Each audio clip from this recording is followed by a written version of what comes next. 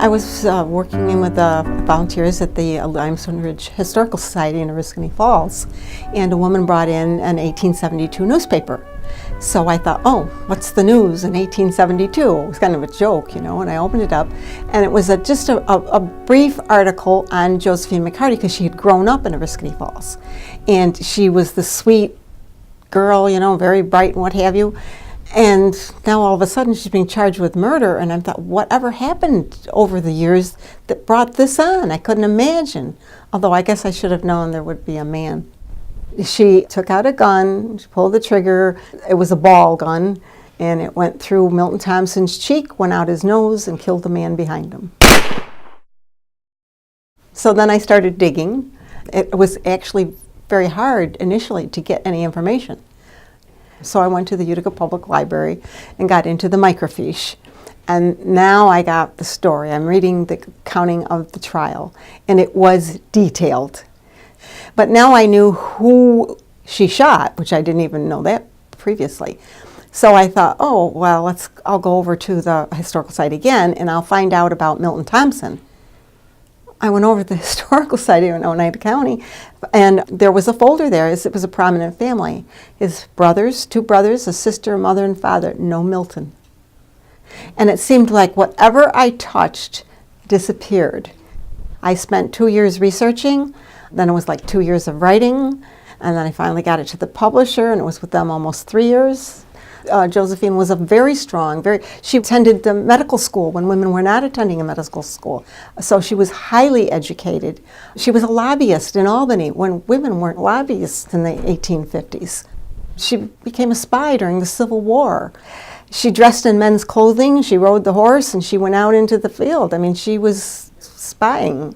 And this Colonel William P. Wood, who was the founder of the U.S. Secret Service, was the only one, when she first went to trial, that would speak on her behalf. She was being ridiculed and persecuted, really. She was found guilty in people's minds all across the country. But all of these things were beyond convention. And so she wasn't getting credit for these things. She was being criticized for these things.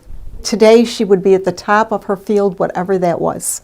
But the men weren't trying to defeat her then. They were pursuing her because of her beauty and her personality. That's what interested the men, not her intelligence or her abilities.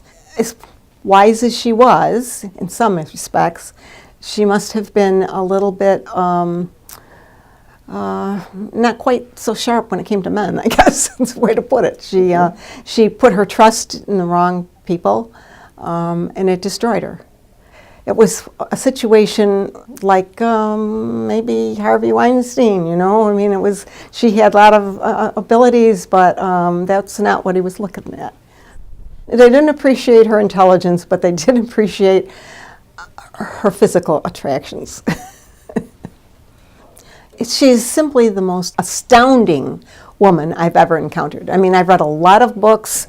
No one compares to Josephine. And everyone that reads it says the same thing. They just can't believe that one woman could have achieved all of the things that she did.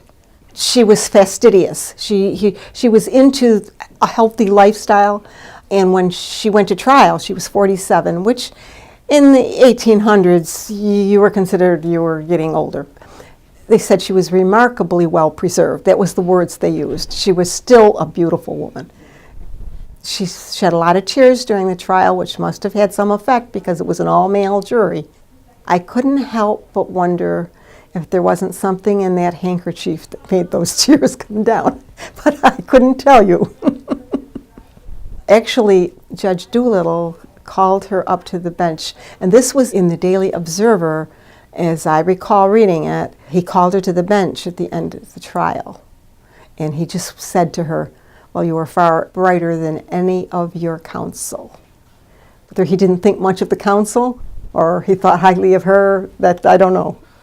People can get the book by ordering through Barnes & Noble or Amazon.com. Barnes & Noble in New Hartford has it. If you're out of state, you're probably going to have to order it because right now it's being seen as a book of local interest.